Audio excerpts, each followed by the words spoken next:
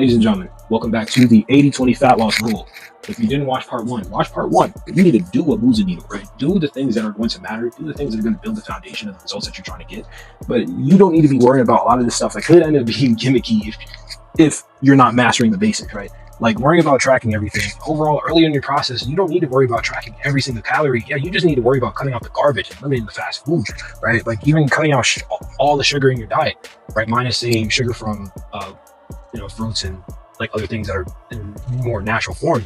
You don't need to worry about having to, you don't need to be doing that excessively if you just need to worry about your caloric deficit at first, right? Like same thing with a gallon of water a day, fiber intake, intermittent fasting. Yeah, these are fun, right? To have in your diet. Another thing that you're needing to worry about, but you have too much head trash, right? You have too much cognitive load to where you're making a bunch of decisions on, okay, do I need to do this? Should I do this? Should I do that?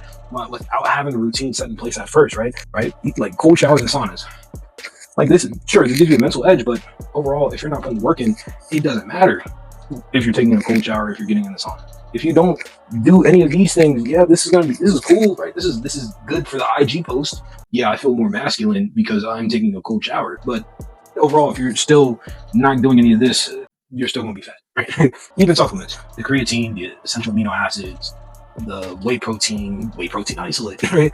Like all of this sounds great in theory, right? The L-citrulline, but overall, if you're not going to use that in its effect, right? If you're not going to still remain in the caloric deficit, if you're going to take that creatine and you're not going to put up no weight, then why are you even taking the creatine outside of there is improvement with cognitive function, as studies do say.